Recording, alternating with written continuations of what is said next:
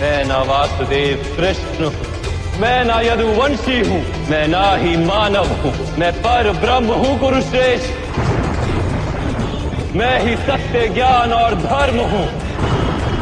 मेरी ही अनुमति से आप युद्ध कर रहे हैं, मेरी ही अनुमति से आप जीवित हैं, मेरी ही अनुमति से आप मृत्यु को प्राप्त होंगे।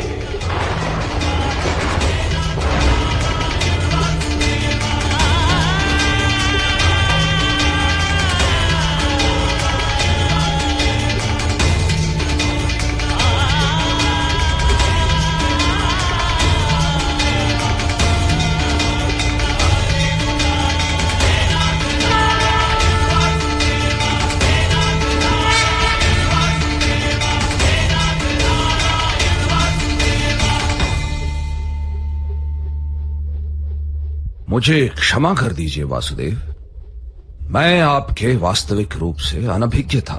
आप अवश्य मेरा वध कर सकते हैं, किंतु आप मेरा वध करने हेतु अपने प्रण को त्यागने के लिए सज्ज हुए हैं। अवश्य ही मेरा कोई महान दोष होगा। क्या दोष है मेरा वासुदेव, बताइए।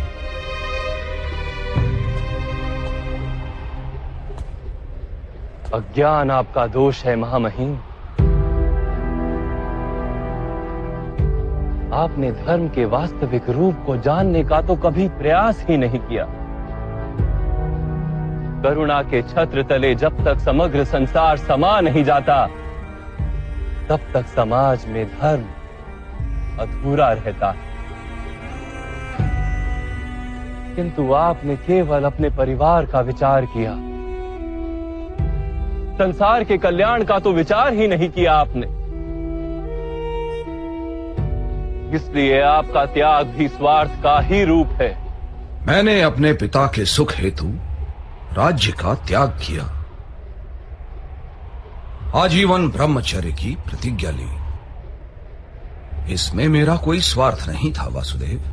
ब्रह्मचर्य की प्रतिज्ञा और राज सिंहासन का त्याग अवश्य उत्तम कार्य थे, किंतु आपने समाज के प्रति अपने उत्तरदायित्व का त्याग क्यों कर दिया महामहिम? कुरुवंश में आपसी संघर्ष न हो, हस्तिनापुर के राज सिंहासन के लिए युद्ध न हो और कुरु राष्ट्र की प्रजा को हानि का दुख न हो, इसीलिए मैंने ये प्रतिज्ञाएं दी वासुदेव। अपने चारों ओर दृष्टि डालिए महामहिम, क्या चल रहा है यहाँ? आपकी प्रतिज्ञा ने इस विग्रह को, इस युद्ध को टाला तो नहीं?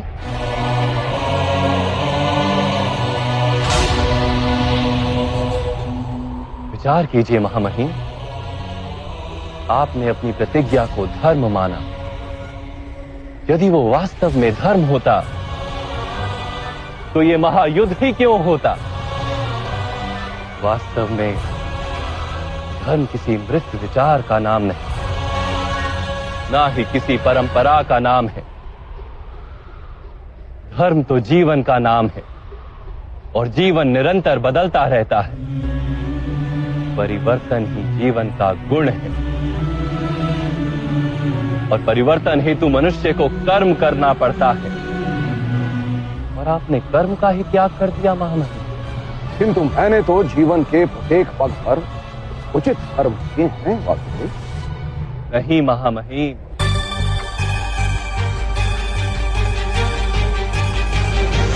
इस जन्म में आप कर्म के बंधन से ना बंधें, इस कारण आपने कोई वास्तविक कर्म किया ही नहीं। कर्म का अर्थ होता है निर्णय लेना और अपने निर्णय के परिणामों को स्वीकार करना।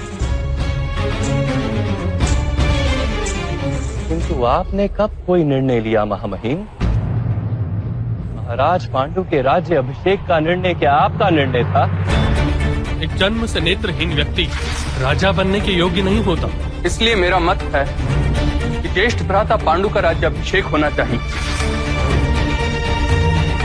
महाराज धृतराष्ट्र और महारानी गांधारी के विवाह का निर्णय। अक्षय तृतीया की शुभ मुहूर्त पर कुमार धृतराष्ट्र का विवाह गांधार की कुमारी गांधारी के साथ संपन्न होगा।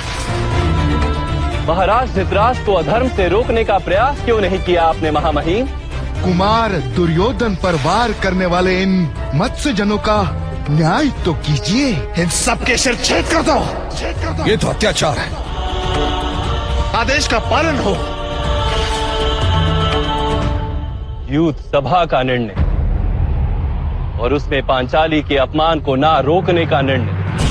रामा, आपकी कीर्ति तो समग्र आर्यवर्त में है। आप तो स्वयं माता गंगा के पुत्र हैं। अपनी समक्ष ऐसा व्यवहार देख के आप मौन किस प्रकार रह सकते हैं? इस युद्ध का निर्णय आर्यवर्त में धर्म की फिर से स्थापना करने के लिए युद्ध अनिवार्य है। सभी अधर्मों को रोकने का आपके पास सामर्थ्य भी था और शक्ति भी, किंतु आप निर्णय नहीं ले सके महामहिम। आप केवल अपनी प्रतिज्ञा और अपने प्रण से बंधे रहे। मैं दास बनकर अपना जीवन व्यतीत करूंगा। वास्तव में कर्तव्य के नाम पर निर्णय लेने के उत्तरदायित्व से आप भागते रहे।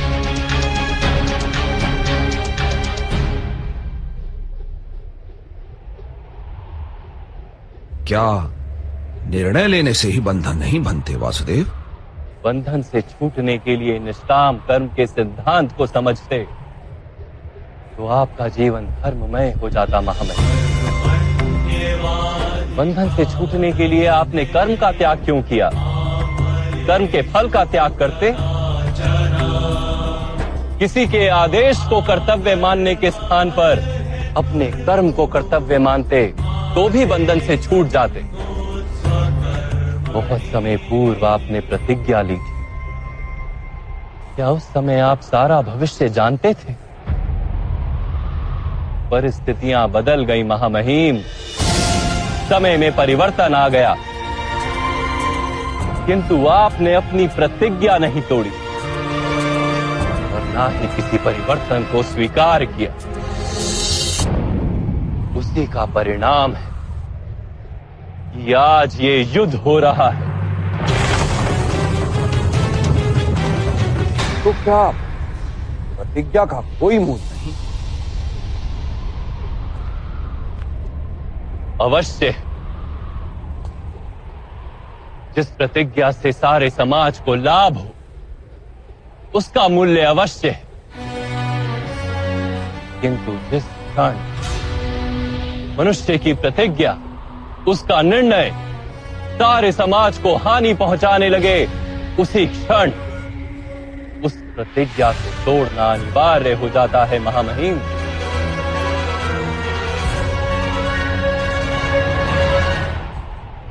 आज पांडवों के पक्ष में रहकर युद्ध करने का निर्णय यदि आप ना ले पाए तो कम से कम शस्त्रों का त्याग करके अपनी मृत्यु को स्वीकार कर लीजिए।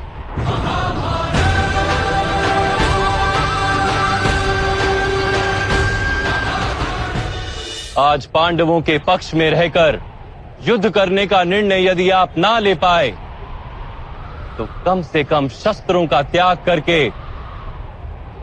अपनी मृत्यु को स्वीकार कर लीजिए। मैं स्वीकार करता हूं वासुदेव।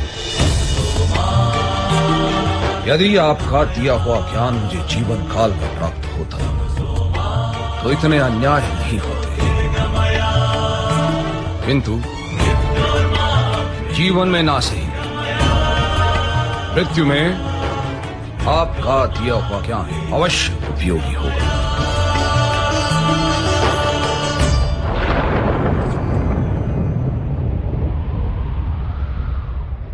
आपके द्वारा मृत्यु तो मेरा परम सौभाग्य होगा। मेरा अंत कर दीजिए, मैं सज्ज हूं।